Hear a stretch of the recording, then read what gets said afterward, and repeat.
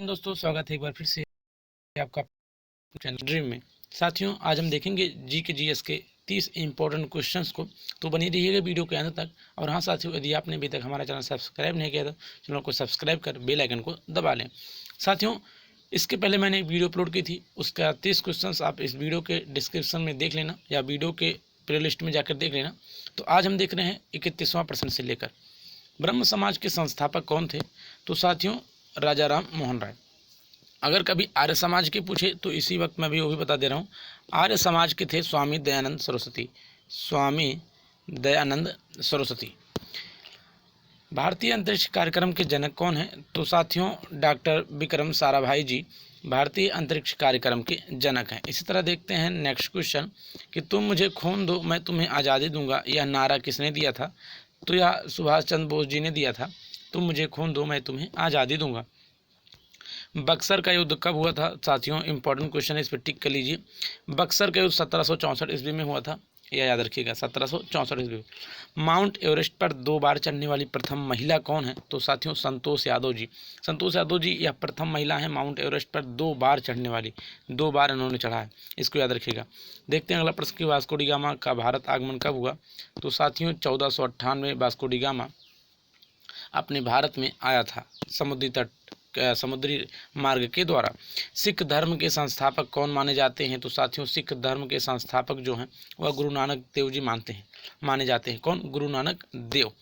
भारत का स्विट्जरलैंड किस राज्य को कहा जाता है। तो साथियों, कश्मीर को भारत का स्विट्जरलैंड कहा जाता है।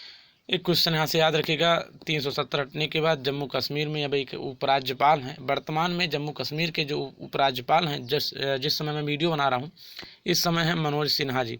कौन है? मनोज सिन्हा जी, यानी जम्मू कश्मीर से आप यह भी इंपॉर्टेंट क्वेश्चन याद रखिएगा। और जम्मू कश्मीर में एक नेशनल पार्क है, दाचिंगम नेशनल पार्क, इसको भी याद रखिएगा। देखते हैं अगला प्रश्न कि स्वर्ण मंदिर कहाँ है। तो साथियों, स्वर्ण मंदिर है अमृतसर में, जिसे ब्लैक पैगोडा के नाम से भी जाना जाता है। ब्लैक पैगोडा के नाम से भी जाना जाता है, इसको भी याद रखिएगा। स्वर्ण मंदिर शायद कोडांग मंदिर को कहा जाता है। स्वर्ण मंदिर कहाँ स्थित है। तो साथियों, स्वर्ण मंदिर आपके अमृतसर में स्थित है, इंपॉर्टेंट है। गोल्डन टेम्पल के नाम से भी जाना जाता है, तो गोल्डन टेम्पल अमृतसर में स्थित है।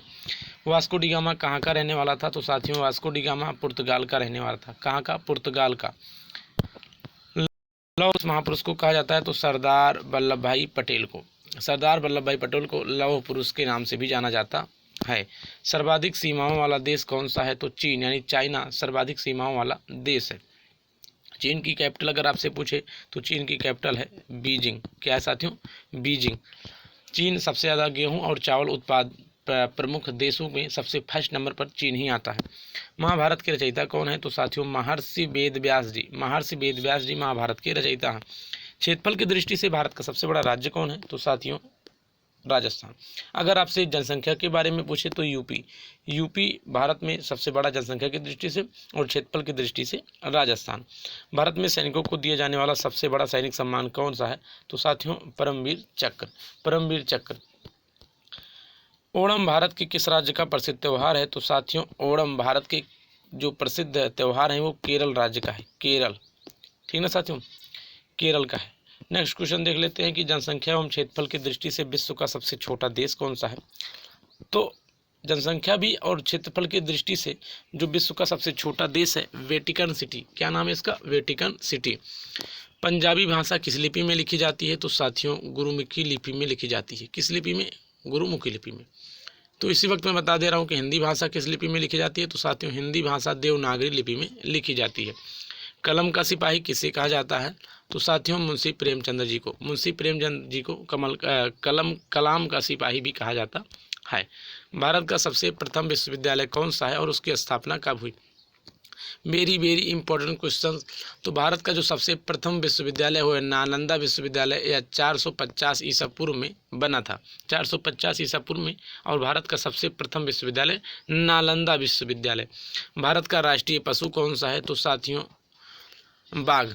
साथियों, सन 1973 ईस्वी में बाघ टाइगर प्रोजेक्ट की स्थापना की गई। उस समय तत्कालीन प्रधानमंत्री डॉक्टर इंदिरा गांधी जी के समय में यह चला था।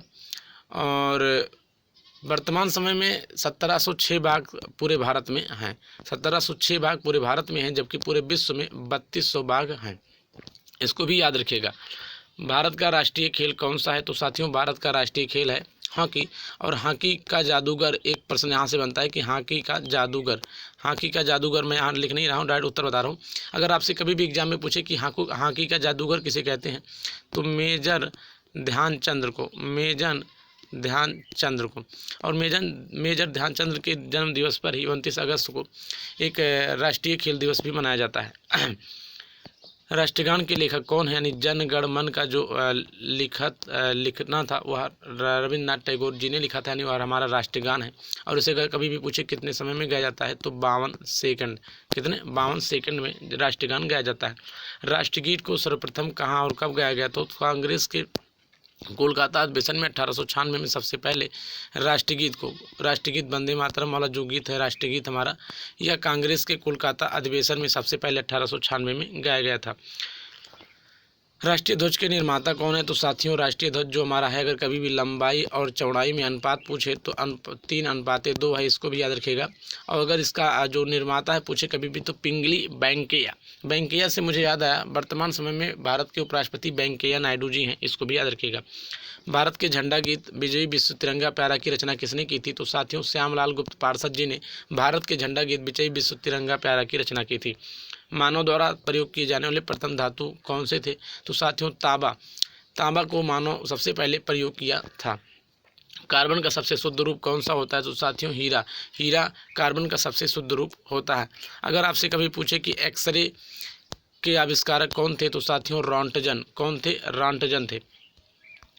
संसार का सबसे बड़ा महाकाव्य कौन सा है? तो साथियों महाभारत महाकाव्य। कौन सा है साथियों? महाभारत। आशा करता हूँ यह वीडियो आपको पसंद आई होगी। महाभारत महाकाव्य से हम आपको दिखा देते हैं। महाभारत महाकाव्य संसार का पूरे संसार का सबसे बड़ा महाकाव्य है। साथियों यह वीडियो आपको पसंद आया हो तो वीडियो को लाइक कीजिए, अपनी सभी दोस्तों में शेयर कीजिए। इसी तरह मिलेंगे आपसे नेक्स्ट वीडियो में। जय